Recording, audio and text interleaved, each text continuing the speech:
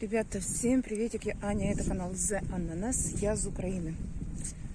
В общем, у нас сегодня, кажется, среда.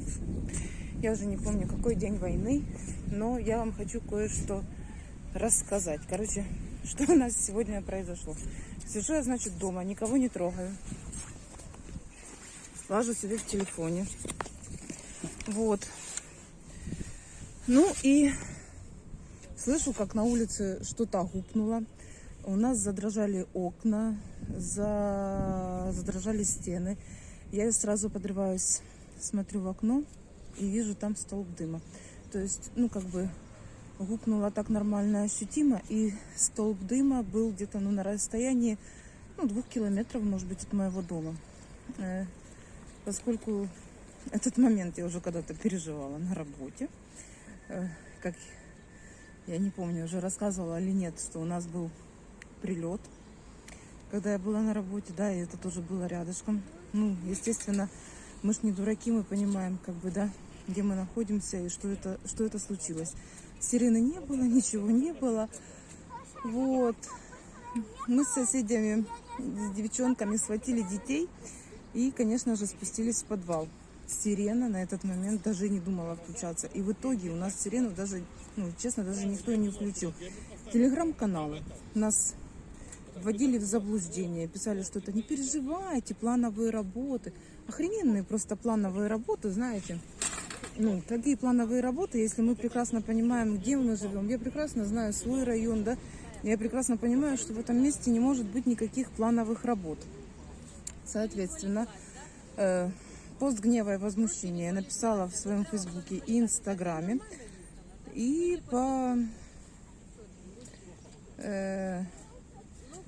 где-то минут через 15-20, наверное, после того, как все-таки вот это гупнуло, прилетело, мы услышали, как поехала скорая, пожарка.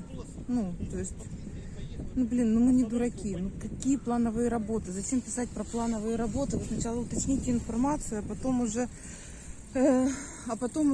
пишите, да, напишите, что мы там информацию уточняем. Зачем вы пишете, что это плановые работы? Конечно же,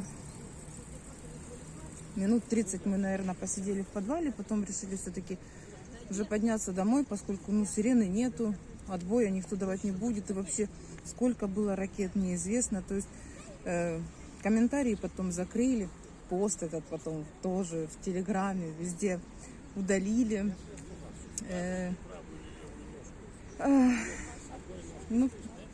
И потом все-таки оказалось, что я была права, что это все-таки был прилет. Прилет в каком плане? То есть это была сбитая ракета, которая упала, да, действительно недалеко от нашего района, от наших домов. Гупнулась в лесу, где я люблю гулять, где я люблю отдыхать. Сейчас это запрещено, в лес ходить нельзя. Но сам факт того, что сработала ПВО, слава ЗСУ, ракету сбили, и ракета благополучно упала. Но она же, какая разница, она прилетела сама или она упала, да, когда ее сбили? Она шандарахнула нормально. Где сирена? Почему не сработала сирена? Да, я понимаю, что они летят низко, то есть система оповещения не всегда может срабатывать, не всегда может ее зафиксировать. Но где гарантия, что она летела одна? Где гарантия, что там не летела где-то вторая и третья ракета, да? Почему, я не понимаю, почему у нас так халатно к этому относятся городские власти.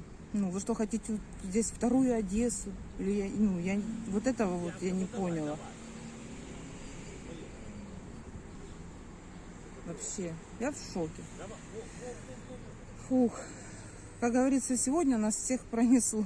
Просто пронесло. Но гупнула очень сильно. А сейчас я приехала в центр города. У меня болит зуб.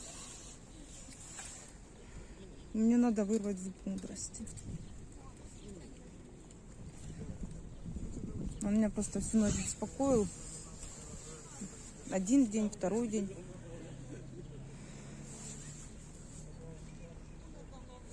В общем, пойду я себя поведу на не очень приятную процедуру. Всім хорошого дня, хорошого настроєння. Все буде Україна, все буде добре. Я сподіваюся.